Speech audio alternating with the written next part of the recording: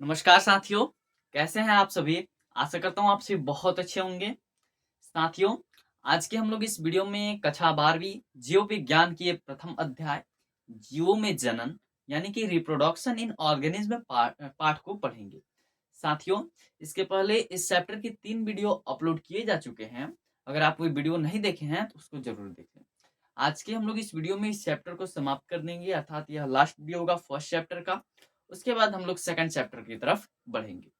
साथियों, पिछले क्लास में हम लोगों ने यह जाना था कि लैंगिक जनन की कितनी घटनाएं होती हैं। तो 3 घटनाएं होती हैं: निषेचन पूर्व घटना, निषेचन पूर्व घटना, निषेचन और निषेचन पश्चात घटना। ठीक है, जिसमें हम लोगों ने निषेचन पूर्व घटना को पढ़ लिया था और इसमें हम लोगों ने युग्मक जनन के बारे में पढ़ना था। ठीक है, तो आप लोग युग्मक जनन को लिख करके डैश दीजिए और लिखिए कि किसी भी जीव के युग्मक बनने की जो क्रिया होती है उसी को क्या कहा जाता है? युग्मक जनन। यानी कि कोई भी जीव में जब युग्मक का निर्माण होता है तो वह प्रक्रिया क्या कहलाती है? युग्मक जनन कहलाती है। ठीक है, जैसे कि पादप के जो शैवाल होते हैं, जैसे कि ब्रायोफाइटा तथा टेरिडोफाइटा के जो सदस्य होते हैं वह अगुणित होते हैं। ठीक है, जिसमें युग्मक का निर्माण नहीं होता है। जिसमें युग्मक का निर्माण तो होता है लेकिन वे क्या होते हैं? अगुणित होते हैं। ठीक है, मानव जिम्नोस्पर्म तथा एंजियोस्पर्म के सदस्य जो होते हैं वह द्विगुणित होते हैं, जिसके युग्मक का निर्माण जो होता है वह अर्धसूत्रीय विभाजन से होता है। और युग्मक हमेशा क्या कैसे होते हैं? अगुणित होते हैं, लेकिन जो युग्मनज होते हैं वह कैसे होते हैं? द्विगुणित होते हैं। साथियों, आप लोग हैप्लॉइड और डिप्लॉइड का नाम सुने होंगे। जो हैप्लॉइड का अर्थ होता है एक गुणक यानी कि अगुणित, और डिप्लॉइड का नाम होता है द्विगुणित। साथियों, मान लीजिए कि किसी का भी क्रोमोसोम होता है, जैसे कि अगर बोल जाए एक एन है तो यह क्या है? अगुणित है, हैप्लॉइड है। लेकिन अगर बोल जाए 2n है, यह क्या है? डिप्लॉइड है यानी कि द्विगुणित है। इसी प्रकार से है, आगे इसके बारे में पढ़ना है। ठीक है, इसमें आप लोग जो आपका सारणी दिया गया होगा 1.1, उसमें आप लोग उसको देख करके उसको थोड़ा पढ़ लीजिएगा, जिसमें मनुष्य के अर्धसूत्रान्वयी यानी कि द्विगुणित में गुणसूत्रों की संख्या 46 होती है और युग्मकों में गुणसूत्रों की संख्या कितनी होती है? 23 होती है। ठीक है, उसके बाद देखिए युग्मक के प्रकार। तो युग्मक देखिएगा तो 2 प्रकार के होते हैं, एक नर युग्मक और मादा युग्मक। पिछले क्लास में भी इसके बारे में चर्चा हुआ था कि जो युग्मक होता है वह 2 प्रकार का होता है, एक नर युग्मक होता है और एक मादा युग्मक। वैसे युग्मक जो मनुष्य से प्राप्त होता है, मनुष्य के जो पुरुषों से प्राप्त होता है उसे नर युग्मक कहते हैं, और मनुष्य को जो स्त्री से प्राप्त होता है उसे स्त्री युग्मक यानी कि बोला जाए तो मादा युग्मक कहा जाता है। और संरचना के आधार पर बात किया जाए तो संरचना के आधार पर युग्मक के 2 प्रकार होते हैं, एक समयुग्मकी और एक विषम युग्मकी। ठीक है, तो आप लोग ऐसे लिख लीजिएगा कि युग्मक के प्रकार, तो युग्मक 2 प्रकार के होते हैं, पहला नर युग्मक और दूसरा मादा युग्मक। लेकिन अगर बोला जाएगा कि संरचना के आधार पर युग्मक के कितने प्रकार होते हैं, तो संरचना के आधार पर युग्मक के 2 प्रकार होते हैं, एक समयुग्मकी युग्मक और एक विषम युग्मकी युग्मक। ठीक है, और समयुग्मकी युग्मक लिख करके डैश दीजिएगा और लिखिएगा उसमें कि समयुग्मकी युग्मक में नर युग्मक तथा मादा युग्मक का जो आकार होता है, रूप होता है, वह एक जैसा होता है। उसे क्या कहते हैं? समयुग्मकी कहते हैं, जैसे कि क्लेमाइडोमोनास। जैसे कि इसमें बोला जा रहा है कि समयुग्मकी में संरचना के आधार पे है, तो समयुग्मक जो समयुग्मक होते हैं इनमें अगर बोला जाए संरचना के आधार पर जो इसमें युग्मक होते हैं वह लगभग एक समान ही होते हैं। जैसे कि क्लेमाइडोमोनास को लिया गया है, क्लेमाइडोमोनास को मान लीजिए ले लिया गया। ठीक है, क्लेमाइडोमोनास में जैसी इसका संरचना है ना, वैसे ही इसका संरचना है। मतलब नर युग्मक भी और मादा युग्मक दोनों का आकार लगभग समान होता है, दोनों एक जैसे जब दिखाई देते हैं उसी को क्या कहा जाता है? समयुग्मक कहा जाता है। इसके एग्जाम्पल में आप लोग क्लेमाइडोमोनास को लिख लीजिएगा। ठीक है, क्लेमाइडोमोनास इसको लिख ही देते हैं।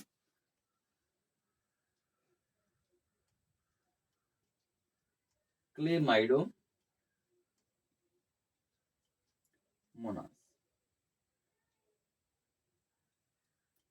ठीक है, समयुग्मकी में नर युग्मक और मादा युग्मक का आकार लगभग एक समान होता है, जैसे कि क्लेमाइडोमोनास। ठीक है। उसके बाद विषम युग्मक लिख करके आप लोग डैश दीजिएगा और विषम युग्मकी में लिखिएगा कि विषम युग्मकी में नर युग्मक और मादा युग्मक की जो संरचना होती है वो भिन्न भिन्न होती है, मतलब अलग अलग होती है। जैसे कि मानव को ले लीजिए, ज्यादातर मादा युग्मक जो होते हैं आकार में बड़े होते हैं और नर युग्मक आकार में छोटा होता है। अब साथियों आप लोग विषम युग्मक लिख करके डैश दीजिएगा। जो विषम युग्मक होता है वह आकार में एक जैसा नहीं होता, ठीक है। मान लीजिए ऐसा है तो ये बड़ा हो सकता है, ठीक है। नर होता है, नर जो बोला जाए नर युग्मक होता है वह छोटा होता है। नर युग्मक कैसा होता है? छोटा होता है। किसकी तुलना में? मादा युग्मक की तुलना में नर युग्मक क्या होता है? छोटा होता है और मादा युग्मक क्या होता है? बड़ा होता है। इसलिए इसको विषम युग्मकी में रखा गया है क्योंकि इन दोनों का आकार अलग अलग होता है। नर छोटा है और मादा का जो युग्मक है उसका आकार बड़ा होता है। लेकिन सम युग्मकी युग्मक में वैसे युग्मक को रखा जाता है जिसमें युग्मकों की संरचना और जो आकार होता है लगभग एक समान होता है, जैसे कि क्लेमाइडोमोनास, ठीक है। उसके बाद अगर आप लोग ये लिख लिए होंगे तो इसको भी लिख लीजिएगा। ज्यादातर मादा युग्मक का जो आकार होता है वो नर युग्मक की तुलना में क्या होता है? बड़ा होता है और नर युग्मक जो होते हैं मादा युग्मक की तुलना में छोटे होते हैं, ठीक है। उसके बाद युग्मक का स्थानांतरण लिख करके डैश दीजिएगा और उसमें लिखिएगा कि निषेचन के आवश्यकता के लिए, मतलब निषेचन के लिए युग्मकों का स्थानांतरण जरूरी होता है। ज्यादातर नर युग्मक चल होते हैं और मादा युग्मक अचल होते हैं। देखिए अगर आपसे बोला जाए कि नर युग्मक कैसा होता है, नर युग्मक चल होता है और मादा युग्मक कैसा होता है? अचल होता है। मादा युग्मक कैसे होता है? अचल होता है, ठीक है। अगर आपसे बोले कि नर युग्मक का नाम बताइए तो नर युग्मक का नाम होता है शुक्राणु और मादा युग्मक का नाम बोलिए तो मादा युग्मक का नाम होता है अंडाणु, ठीक है। तो जब शुक्राणु देखिएगा, शुक्राणु जो होते हैं वह गतिशील होते हैं, अपनी पूंछ की सहायता से वह गति करते रहते हैं और जाकर के अंडाणु या अंडाणु से निषेचित हो जाते हैं, मतलब एक दूसरे के साथ मिल जाते हैं। इसलिए बोला जा रहा है कि निषेचन के लिए युग्मकों का स्थानांतरण जरूरी होता है, अर्थात जब नर युग्मक मादा युग्मक के पास जाएगा या मादा युग्मक नर युग्मक के पास आएगा तभी तो निषेचन हो सकता है, ठीक है। तो उसी प्रकार जो शुक्राणु जो होता है जो कि नर युग्मक होता है और मादा युग्मक अंडाणु के पास जाता है, गतिशील होता है शुक्राणु, ठीक है, जिसके कारण निषेचन की क्रिया संपन्न होती है। साथियों उसके बाद आप लोग निषेचन लिख करके डैश दीजिएगा कि आखिर निषेचन किसे कहते हैं, ठीक है। निषेचन लिख करके डैश दीजिएगा और लिखिएगा कि नर युग्मक तथा मादा युग्मक के संलयन से, नर युग्मक और मादा युग्मक के संलयन से युग्मनज का निर्माण होता है और इस प्रक्रिया को निषेचन या युग्मक संलयन कहते हैं। बोला जा रहा है कि जब नर युग्मक, यहाँ पे देख लिए कि नर युग्मक और मादा युग्मक जब आपस में संलयित होते हैं, मतलब इनका जो शुक्राणु है और इनका जो अंडाणु है जब दोनों आपस में आकर के मिल जाते हैं तो निषेचन हो जाता है और निषेचन हो जाने के बाद वह किसका निर्माण कर लेता है? नर युग्मक और मादा युग्मक मिलकर के युग्मनज का निर्माण कर लेता है। युग्मनज से भ्रूण का निर्माण होता है और भ्रूण से नए संतान की उत्पत्ति हो जाती है प्रसव के माध्यम से। इसको थर्ड चैप्टर में विस्तृत रूप से पढ़ना है, ठीक है। तो आप लोग निषेचन लिख करके डैश करके लिख सकते हैं कि जब नर युग्मक और मादा युग्मक आपस में संलयन कर लेते हैं, मिल जाते हैं तो उसे निषेचन कहा जाता है या युग्मक का संलयन कहा जाता है। और बोला जाए युग्मक कैसा होता है? युग्मक हमेशा हैप्लॉइड होता है, अगुणित होता है, ठीक है। लेकिन जो युग्मनज होता है वो हमेशा द्विगुणित होता है, डिप्लॉयड होता है, ठीक है। और निषेचन दो प्रकार के होते हैं, एक बाह्य निषेचन होता है, एक अंतः निषेचन। ऑब्जेक्टिव की दृष्टि से काफी महत्वपूर्ण रहता है। बाह्य निषेचन किसे कहते हैं, मतलब अंतः निषेचन के एग्जाम्पल, ठीक है। तो बाह्य निषेचन और अंतः निषेचन दो प्रकार के होते हैं, ठीक है। निषेचन के ये दोनों प्रकार हैं, जिसमें बाह्य निषेचन में आप लोग लिख सकते हैं यह प्राणी के शरीर के बाहर होता है और ज्यादातर युग्मक का जो संलयन होता है वह जलीय माध्यम में होता है, जैसे बॉनीफिश और मेढक। देखिए आप लोग बॉनीफिश का नाम सुने होंगे, बॉनीफिश, बॉनीफिश और फ्रॉग यानी कि मेढक, इन दोनों में जो होता है वो बाह्य निषेचन होता है, यानी कि शरीर के बाहर, शरीर के बाहर जो निषेचन करते हैं उनको क्या कहा जाता है? बाह्य निषेचन कहा जाता है, ठीक है। तो वैसे मतलब प्राणी मतलब जिस प्राणी के जो होता है बाहर निषेचन होता है उसे क्या कहा जाता है, बाह्य निषेचन कहा जाता है। और जितने भी जलीय लगभग में जीव होते हैं उनमें लगभग बाह्य निषेचन ही होता है। तो इसके एग्जाम्पल में आप लोग बॉनीफिश और फ्रॉग को लिख लीजिएगा। आपसे क्वेश्चन पूछा जा सकता है कि मेढक में कैसा निषेचन होता है, बाह्य निषेचन, अंतः निषेचन। तो कौन सा निषेचन होता है, बाह्य निषेचन होता है। दूसरा है कि अंतः निषेचन लिख करके डैश दीजिएगा और लिखिएगा कि यह प्राणियों के शरीर के अंदर या भीतर होता है, ठीक है। और यह निषेचन जो होता है वह सामान्यतः स्थलीय जीव, कुछ जलीय जीव तथा कुछ अर्ध जलीय जीव में होता है। देखिए जो अंतः निषेचन होता है, जो शरीर के अंदर जितने भी प्रकार के निषेचन होते हैं, वो शरीर के अंदर मतलब जितने भी निषेचन हो रहे हैं वह कुछ जलीय जीव में होता है, कुछ स्थलीय जीव में होता है। कुछ ऐसे जीव होते हैं जो जल पर भी रहते हैं और स्थल पर भी रहते हैं, उनमें भी अंतः निषेचन यानी आंतरिक निषेचन होता है। जैसे कि शार्क, मनुष्य, कवक और गाय। कुछ कवक को ले लिया जाता है, ठीक है। शार्क, मनुष्य, कवक, कुछ कवक होते हैं, ठीक है, सभी नहीं, और गाय। देखिएगा गाय में जो होता है और शार्क में, शार्क तो एक जलीय जीव है तो आप लोग जानबे करते हैं। तो शार्क जो क्या है, इसमें भी कैसा निषेचन होता है, अंतः निषेचन होता है, मतलब आंतरिक निषेचन होता है। मनुष्य में भी आंतरिक निषेचन होता है, ठीक है। कवक में भी कुछ कवक होते हैं जिनमें आंतरिक निषेचन होता है। और गाय में भी कैसा निषेचन होता है, आंतरिक निषेचन होता है, मतलब अंतः निषेचन होता है। लेकिन बॉनीफिश और फ्रॉग में बाह्य निषेचन होता है, ठीक है। उसके बाद एक और टॉपिक है, अनिषेक जनन किसे कहते हैं। अनिषेक जनन किसे कहते हैं, तो इसको लिख करके डैश दीजिएगा, अनिषेक जनन।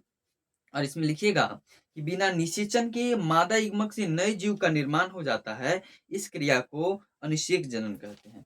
मतलब कुछ ऐसी भी विपताएं आती हैं, कुछ ऐसी भी प्रक्रियाएं आती हैं जब नर युग्मक और मादा युग्मक आपस में संलयन भी नहीं करते हैं या आपस में संलयन नहीं कर रहे हैं, ठीक है। फिर भी क्या होता है, मादा युग्मक से एक नए संतति का निर्माण हो जा रहा है, एक नए जीव का निर्माण हो जा रहा है, उसी को क्या कहा जाता है, अनिषेक जनन कहा जाता है। मतलब बिना निषेचन के मादा युग्मक से नए संतति का निर्माण होना अनिषेक जनन कहलाता है, ठीक है।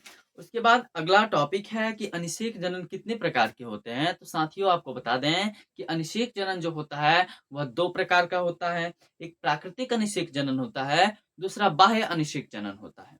जो प्राकृतिक अनिषेक जनन है वो प्राकृतिक रूप से हो रहा है। मतलब कुछ जो प्राकृतिक जीव जो होते हैं, प्राकृतिक मतलब प्रकृति की यह देन है कि उनमें क्या हो जा रहा है, बिना निषेचन के नए जीव का निर्माण हो जा रहा है। कुछ क्या होता है, कृत्रिम होता है, कुछ कृत्रिम प्रक्रिया करा दी जाती हैं जिससे मानव से क्या मतलब किसी भी जीव से, मानव से नहीं बोल रहे हैं, किसी भी जीव से क्या हो रहा है कि उसमें अनिषेचन, बिना निषेचन के नए जीव का निर्माण हो जाता है, ठीक है। अनिषेक जनन का खोज किसने किया था, तो चार्ल्स बोनेट ने कब किया था, 1745 ईस्वी में किया था। अब बोला जाए कि निषेचन पश्च घटना किसे कहते हैं। निषेचन पश्च घटना, तो निषेचन के बाद जो घटनाएं होती हैं, निषेचन को पढ़ लिए हैं आप लोग, निषेचन पूर्व घटना पढ़ लेते हैं, निषेचन के पहले होने वाली घटना को निषेचन पूर्व घटना कहते हैं। निषेचन जब नर युग्मक और मादा युग्मक आपस में संलयित हो जाते हैं तो उसे क्या कहा जाता है, निषेचन कहा जाता है। और निषेचन पश्च घटना यानी निषेचन के बाद जितनी भी घटनाएं होती है उसको क्या कहा जाता है, निषेचन पश्च घटना कहा जाता है, ठीक है। इसमें क्या होता है, तो युग्मनज का निर्माण होता है, यानी जब नर युग्मक और मादा युग्मक थी निषेचित कर लेते हैं तो युग्मनज का निर्माण होता है जो निषेचन के बाद होता है, ठीक है। उसके बाद भ्रूण का विकास हो जाता है, भ्रूण विकास होने लगता है, भ्रूण बड़ा होने लगता है जिससे संतति का निर्माण हो जाता है, ठीक है। तो युग्मनज लिख करके आप लोग डैश दीजिए और लिखिए कि लैंगिक जनन करने वाले सभी जीवों में युग्मनज नई पीढ़ी का प्रथम कोशिका होता है। बाह्य निषेचन करने वाले जीवों में युग्मनज का निर्माण शरीर के बाहर होता है, लेकिन आंतरिक निषेचन करने वाले जीवों में युग्मनज का जो निर्माण है वो मादा शरीर के अंदर होता है, ठीक है। जितने भी बाह्य निषेचन करने वाले जीव होते हैं, जैसे कि मेढक हो गया, बॉनीफिश हो गया, इनमें जो युग्मनज का निर्माण, जब इसमें नर युग्मक और मादा युग्मक मिल रहे हैं बाहर, तो बाहर ही युग्मनज का निर्माण होगा, ठीक है। इसलिए जो इसमें युग्मनज का निर्माण होता है वह शरीर के बाहर होता है। लेकिन शार्क, मनुष्य, कवक और गाय में जितने भी निषेचन होते हैं वह शरीर के अंदर होते हैं, युग्मनज का निर्माण भी शरीर के अंदर ही होता है, ठीक है। भ्रूणोद्भवन का बात किया जाए तो युग्मनज से भ्रूण बनने की प्रक्रिया को क्या कहा जाता है, युग्मनज से भ्रूण बनने की प्रक्रिया को भ्रूणोद्भवन कहते हैं, ठीक है। मार्फोजेनेसिस, तो भ्रूण में होने वाले आंतरिक एवं बाह्य बदलाव को क्या कहा जाता है, मार्फोजेनेसिस कहा जाता है। जो भ्रूण में होने वाले जितने भी आंतरिक परिवर्तन और बाह्य बदलाव जो होते हैं उसको क्या कहा जाता है, मार्फोजेनेसिस कहा जाता है। अंड प्रजनन के बारे में बात किया जाए तो ऐसे जंतु जो अंड उत्पन्न करते हैं जिसमें एक निश्चित अवधि के बाद संतान का जन्म होता है, मतलब जो ऐसे जो जीव देखिएगा जो अंडा उत्पन्न करते हैं और अंडा फूट करके नए जीव का निर्माण हो जाता है, उसी को क्या कहते हैं? अंड प्रजनन कहते हैं। जैसे कि सरीसृप होता है, सांप, छिपकली और मगरमच्छ, और कुछ पक्षियों में भी होता है। सजीव प्रजनन यानी जरायुज किसे कहते हैं? तो ऐसे जीव जो शिशु को जन्म देते हैं, मतलब कुछ जीवों को देखिएगा शिशु का जन्म देंगे, जैसे उसे क्या कहा जाता है? सजीव प्रजनन। जैसे मानव को ले लीजिए, मानव क्या करता है? अंडा उत्पन्न करता है? नहीं करता है, इसलिए वो अंड प्रजनक नहीं है, वो सजीव प्रजनक है, मतलब वो जीव को उत्पन्न करता है।